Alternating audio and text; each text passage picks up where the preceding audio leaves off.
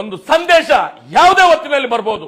ಎಲ್ಲರೂ ಕೂಡ ಶಾಂತಿಯುತ ಹೋರಾಟಕ್ಕೆ ಬೆಳ್ತಂಗಡಿ ತಾಲೂಕಿನಲ್ಲಿ ಒಟ್ಟಿಗಾಗಬೇಕು. ಏನೋ ನೀವು ಇಷ್ಟು ವರ್ಷದಿಂದ ಹೋರಾಟ ಮಾಡಿದ್ರಿ, ನಾವು ಕಾನೂನಿನ ಹೋರಾಟ ಮಾಡಿದ್ರು ಕೂಡ ಒಂದು ಜಟಿಲವಾಗಿ ಈ ವ್ಯವಸ್ಥೆ ನಡೀತಾ ಇದೆ. ಇದಕ್ಕೆ ಸಾರ್ವಜನಿಕರು ಕೂಡ ಒಂದು ನಿಮ್ಮ ಒಂದು ಏನು ಸೌಜನ್ಯ ಹೋರಾಟಗಾರರ ಒಂದು ಬೆಂಬಲವೂ ಕೂಡ ನಮಗೆ ಬೇಕು ಅನ್ನುವಂತ ಒಂದು ಮನವಿಯನ್ನು ನಮ್ಮ ಹತ್ರ ಮಾಡಿದ್ರು. ವಕೀಲರ ತಂಡ ದಾಖಲೆಯನ್ನು ಅಲ್ಲಿ ಕೊಡ್ತಾ ಇದ್ದಾರೆ. ಕರೆದು ನಾನ್ ತೆಗೆದುಕೊಡ್ತಾ ಮುಂದೆ ಬಂದ್ರೆ ಇಷ್ಟ ತನಕ ಸುಮ್ಮನೆ ಕೂತಿದೆ ಅಂತ ಹೇಳಿದ್ರೆ ನಾನು ಹೇಳೋದು ಈ ದೇಶದ ಕಾನೂನಿನ ವ್ಯವಸ್ಥೆ ಸತ್ತಿದೆ ಅಂತ ಕೇಳಲಿಕ್ಕೆ ನಾನು ಇಚ್ಛೆ ಪಡ್ತೇನೆ. ಹಾಗಾದ್ರೆ ಪ್ರಜೆಗಳೇ ಎದ್ದು ಈ ನ್ಯಾಯವನ್ನು ಕೇಳುವಂತ ವ್ಯವಸ್ಥೆ ಮುಂದಿನ ದಿನಗಳಲ್ಲಿ ಆಗ್ತದೆ. ಆದಷ್ಟು ಬೇಗ ಇಡೀ ರಾಜ್ಯದ ಇಡೀ ರಾಷ್ಟ್ರದ ಎಲ್ಲಾ ಸೌಜನ್ಯ ಪರ ಹೋರಾಟಗಾರರ ಹತ್ರ ನಾನು ಮನವಿ ಮಾಡ್ತೇನೆ. ಯಾವುದೋ ಹೊತ್ತಿನಲ್ಲಿ ನಾವು ಕರೆಯನ್ನು ಕೊಡ್ತೇವೆ. ಬೆಳ್ತಂಗಡಿಯಲ್ಲಿ ನಾವು ಪ್ರಾಣ ತ್ಯಾಗಕ್ಕೂ ಸಿದ್ಧ ಇದ್ದೇವೆ. ಇದೀಗಲೇ ಕಳೆದ 13 ವರ್ಷಗಳಿಂದ ಒಂದಷ್ಟು ದೊಡ್ಡ ಮಟ್ಟದ ಬೆಳವಣಿಗೆಗಳನ್ನು ನೋಡ್ತಾ ಇದ್ದೇವೆ.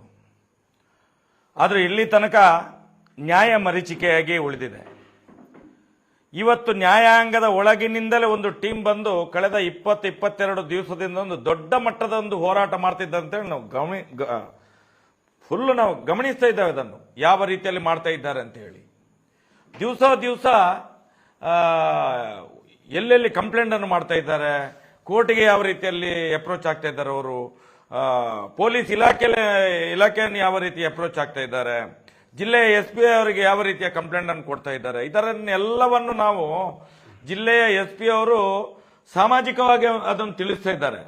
ಇದೊಂದು ಒಳ್ಳೆಯ ರೀತಿಯ ಬೆಳವಣಿಗೆ ಅನ್ನಿಸ್ತದೆ ನಮಗೆ. ಆದರೆ ಅದರ ಮಧ್ಯದಲ್ಲಿ ಕೂಡ ಯಾರೋ ಒಬ್ಬ ಬಂದು ಈ ಪ್ರಕರಣದಲ್ಲಿ ನಾನು ಎಷ್ಟೋ ಸಾವಿರ ಹೆಣಗಳನ್ನು ನೋಡಿದ್ದೇನೆ, ನಾನು ಅದನ್ನು ಎತ್ತಿಕೊಡ್ತೇನೆ ಅಂತ ಹೇಳಿ ಅರ್ಜಿ ಹಾಕಿದ್ರು ಕೂಡ ಒಂದು ಸುಮೋಟೋ ಕೇಸ್ ದಾಖಲು ಮಾಡದಂತ ಒಂದು ಪರಿಸ್ಥಿತಿ ಈ ರಾಜ್ಯದ ಕಾನೂನಿನಲ್ಲಿ ಆಗಲಿ, ಒಂದು ಪೊಲೀಸ್ ಇಲಾಖೆಗಳಲ್ಲಿ ಆಗಲಿ, ಸರ್ಕಾರದಲ್ಲಿ ಆಗಲಿ ಇನ್ನು ಯೋಚನೆ ಬಂದಿಲ್ಲ ಅಂತ ಹೇಳಿದ್ರೆ ಒಂದು ದೊಡ್ಡ ನೋವಿನ ಸಂಗತಿ ಅಂತ ಹೇಳಿದ್ರೆ, ಏನು ವೇದಾವಲ್ಲಿ ಪ್ರಕರಣದಿಂದ ಹಿಡಿದು ಇವತ್ತು ಸೌಜನ್ಯನ ಪ್ರಕರಣದವರೆಗೆ ಏನು ಸುಮ್ಮನೆ ಕೂತಿದ್ದಾರೋ ಎಲ್ಲವನ್ನು ಮುಚ್ಚಿ, ಅದೇ ರೀತಿ ಇವತ್ತೊಂದು ನ್ಯಾಯಾಂಗದ ವ್ಯವಸ್ಥೆಯಲ್ಲಿ ಇರುವಂತಹ ಒಂದು ದೊಡ್ಡ ಟೀಮ್ KV ಧನಂಜಯರು ಅಂತ ಹೇಳಿದ್ರೆ ಸಾಮಾನ್ಯ ಟೀಮ್ ಅಲ್ಲ.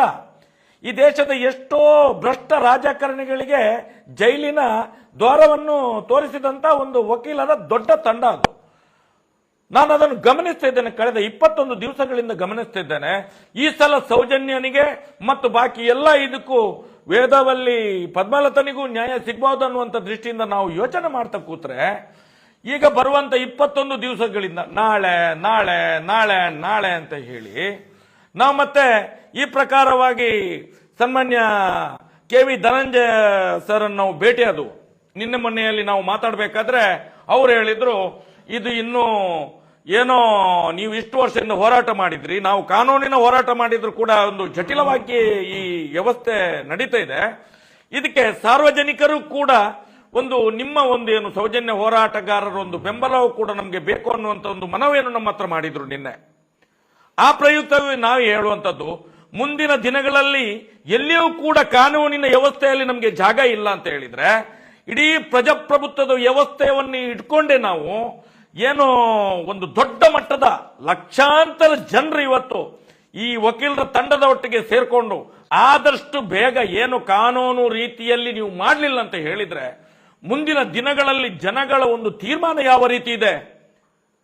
ನಾವೇನು ಮಾತಾಡಿದ್ರೆ ಸುಮ್ಮನೆ ಇಲ್ಲ. ಯಾಕಂತ ಹೇಳಿದ್ರೆ ಒಂದು ಕಡೆಯಲ್ಲಿ ಒಂದೊಂದು ಟೀಮ್ ಕೆಲಸ ಮಾಡುವಾಗ ನಾವು ಸುಮ್ಮನೆ ಇರುವುದು ಲೇಸು ಅಂತ ಹೇಳಿ. ಯಾಕಂತ ಹೇಳಿದ್ರೆ ಇವತ್ತು ವಕೀಲರ ತಂಡ ದಾಖಲೆಯನ್ನು ಅಲ್ಲಿ ಕೊಡ್ತಾ ಇದ್ದಾರೆ.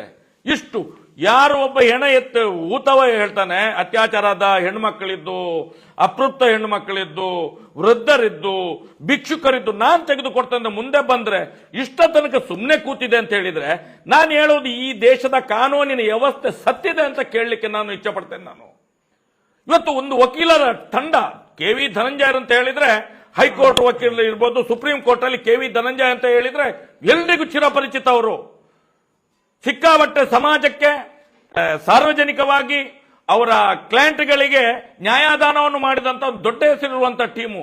ಇವರು ಹೋರಾಟ ಮಾಡಿದಾಗೂ ಕೂಡ ಯಾವುದೇ ಈ ಕಾರ್ಯಾಂಗದ ವ್ಯವಸ್ಥೆ ಮಾತಾಡೋದಿಲ್ಲ ಅಂತ ಹೇಳಿದ್ರೆ ಇವತ್ತು ನಾವು ರಸ್ತೆಗೆ ಬೀದಿಗೆ ಇಳಿದು ಹೋರಾಟ ಮಾಡಬೇಕಾಗ್ತದೆ. ಸುಮ್ಮನೆ ಕೂತ್ಕೊಳ್ಳೋದಿಲ್ಲ ನಾವು. ಕೂತ್ಕೊಂಡದ್ದು ಜಾಸ್ತಿ ಆಯ್ತು. ಈ ದೇಶದ ಕಾನೂನಿಗೆ ನಾವು ಮನವಿಯನ್ನು ಮಾಡ್ತೇವೆ. ಈ ಭ್ರಷ್ಟ ರಾಜಕಾರಣಿಗಳ ಹತ್ರ ಮನವಿಯನ್ನು ಮಾಡ್ತೇನೆ, ಈ ಸರ್ಕಾರಗಳಿಗೆ ಮನವಿಯನ್ನು ಮಾಡ್ತೇನೆ. 21 ದಿವಸದಿಂದ ಈ ವಕೀಲರ ತಂಡ ಹೋರಾಟವನ್ನು ಮಾಡ್ತಾ ಇದೆ. ಏನು ಕೈಕಟ್ಟಿ ಕೂತಿದ್ದೀರಾ? ನಮ್ಮಂತ ದೀನ ದಲಿತರು, ಬಡವರು ಒಂದು ಸೌಜನ್ಯನ ಪರ ಹೋರಾಟ ಮಾಡಿದವರ 21 ದಿವಸದಿಂದ ಆ ಹೋರಾಟವನ್ನು ನೋಡ್ತಾನೆ ಬರ್ತಾ ಇದ್ದೇವೆ.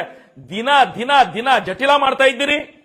ಈ ಈ ದೇಶದಲ್ಲಿ ಸ್ವತಂತ್ರ ಬಂದ ಮೇಲೆ ಪ್ರಜಾಪ್ರಭುತ್ವಕ್ಕೆ ಒಂದು ಮನ್ನಣೆ ಇದೆ. ಇವತ್ತು ಪ್ರಜಾಪ್ರಭುತ್ವಕ್ಕೆ ಏನು ಇದಿಲ್ವ, ಬೆಲೆ ಇಲ್ವ? ಹಾಗಾದ್ರೆ ಪ್ರಜೆಗಳೇ ಎದ್ದು ಈ ನ್ಯಾಯವನ್ನು ಕೇಳುವಂತ ವ್ಯವಸ್ಥೆ ಮುಂದಿನ ದಿನಗಳಲ್ಲಿ ಆಗ್ತದೆ. ಆದಷ್ಟು ಬೇಗ ಇಡೀ ರಾಷ್ಟ್ರದ ಎಲ್ಲಾ ಸೌಜನ್ಯ ಪರ ಹೋರಾಟಗಾರರ ಹತ್ರ ನಾನು ಮನವಿ ಮಾಡ್ತೇನೆ. ಯಾವುದೋ ಹೊತ್ತಿನಲ್ಲಿ ನಾವು ಕರೆಯನ್ನು ಕೊಡ್ತೇವೆ, ಇಡೀ ರಾಜ್ಯ, ಇಡೀ ದೇಶದ ಸೌಜನ್ಯ ಪರ ಹೋರಾಟಗಾರರು ಬೆಳ್ತಂಗಡಿಯಲ್ಲಿ ಹಾಜರಾಗಿರಬೇಕು. ಬೆಳ್ತಂಗಡಿಯಲ್ಲಿ ನಾವು ಪ್ರಾಣ ತ್ಯಾಗಕ್ಕೂ ಸಿದ್ಧ ಇದ್ದೇವೆ. ಯಾವತ್ತು ಕಾನೂನಿನ ಪರವಾದ ಹೋರಾಟಕ್ಕೆ ಮನ್ನಣೆ ಕೊಡುವುದಿಲ್ಲ ನೀವು ಅಂತ ಹೇಳಿದ್ರೆ ನಾವೇನು ಷಂಡರ? ನಾವು ಸ್ವತಂತ್ರ ಭಾರತದಲ್ಲಿ ಬದುಕುವುದು ತಪ್ಪೇನ್ರಿ? ನಾವು ಇಷ್ಟು ಹೇಳಲಿಕ್ಕೆ ಇಚ್ಛೆ ಪಡ್ತೇನೆ. ಆದಷ್ಟು ಬೇಗ ಈ ದೇಶದ, ಈ ರಾಜ್ಯದ ಎಲ್ಲಾ ಜಿಲ್ಲೆಗಳ ಸೌಜನ್ಯ ಪರ ಹೋರಾಟಗಾರರಿಗೆ ಸೌಜನ್ಯ ಪರ ಹೋರಾಟದ ಒಂದು ಸಂದೇಶ ಯಾವುದೇ ಹೊತ್ತಿನಲ್ಲಿ ಬರ್ಬೋದು. ಎಲ್ಲರೂ ಕೂಡ ಶಾಂತಿಯುತ ಹೋರಾಟಕ್ಕೆ ಬೆಳ್ತಂಗಡಿ ತಾಲೂಕಿನಲ್ಲಿ ಒಟ್ಟಿಗಾಗಬೇಕು. ಇಲ್ಲಾದ್ರೆ ಈ ಒಂದು ಸರ್ಕಾರ, ಇಲಾಖೆಗಳು ಆದಷ್ಟು ಬೇಗ ಯಾರು ಬಾಡಿ ತೆಗೆದು ಕೊಡ್ತಾನೆ ಅಂತ ಹೇಳಿದಾನೆ ಅವನನ್ನು ತಂದು 164 ಸ್ಟೇಟ್ಮೆಂಟ್ ಮಾಡಿಸಿ ಸ್ಥಳಕ್ಕೆ ಹೋಗಿ ಎಲ್ಲವನ್ನು ಉತ್ಖನನ ಮಾಡಿ ಎಲ್ಲಾ ಸಾವಿರಾರು ಕಲೆಬರಗಳನ್ನು ಹೊರಗೆ ತೆಗೆದು ಇಡೀ ಸಮಾಜಕ್ಕೆ ನ್ಯಾಯ ಕೊಡಿಸಬೇಕು ಅಂತ ಹೇಳಿ ಮನವಿಯನ್ನು ಕೂಡ ಮಾಡ್ತಾ ಇದ್ದೇನೆ. ಇದು ನಮ್ಮ ಬೇಡಿಕೆ ಇರುವಂತದ್ದು. ಇದರ ಒಂದು ಮುಂದುವರಿದ ಭಾಗವಾಗಿ ನಿನ್ನೆ ಸತ್ಯಾಸತ್ಯತೆಯನ್ನ ಪಾರದರ್ಶಕವಾಗಿ ಜನರಿಗೆ ಮುಟ್ಟಿಸುವಲ್ಲಿ ನಿರಂತರ ಪ್ರಯತ್ನ ಮಾಡ್ತಾ ಇದ್ದಂತಹ ನಮ್ಮ ಕೂಡ್ಲಾ ರಾಂಪೇಜ್ ಯೂಟ್ಯೂಬ್ ಇರ್ಬೋದು, ಸಂಚಾರಿ ಸ್ಟುಡಿಯೋ ಯೂಟ್ಯೂಬ್ ಇರ್ಬೋದು, ಮತ್ತೆ ಈ ದಿನ.com ಏನಿದೆ ಅವು ಎಲ್ಲವುಗಳನ್ನು ಕೂಡ ಆ ವಿಡಿಯೋಗಳನ್ನ ಮತ್ತು ಚಾನಲ್ನೇ ಬ್ಲಾಕ್ ಮಾಡುವಂತ ಕೆಲಸ ನಡೆದಿದೆ.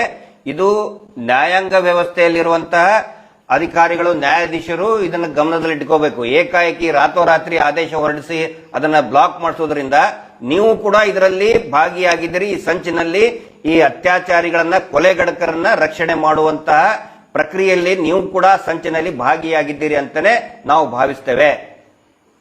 ಆನಂತರ ಎಲ್ಲಾ ಚಾನೆಲ್ಗಳು ಈಗ ಕಾನೂನು ಹೋರಾಟ ಅದಕ್ಕೂ ಕೂಡ ನಾವು ಕೈಗೊಂಡಿದ್ದೇವೆ. ಆನಂತರ ಇನ್ನೊಂದು ಪ್ರಯತ್ನ ಒಳಸಂಚು ನಡೀತಾ ಇದೆ. ಏನು ಅಂತ ಹೇಳಿದ್ರೆ, ನಾನು ಬಹಳ ಪೊಲೀಸ್ ಇಲಾಖೆಯ ಗಮನಕ್ಕೆ ನಾನು ತರ್ತಾ ಇದ್ದೀನಿ ಮತ್ತು ಸಾರ್ವಜನಿಕರ ಗಮನಕ್ಕೂ ಕೂಡ. ಒಂದು 200 ಗ್ರೂಪ್ಗಳಿದೆ.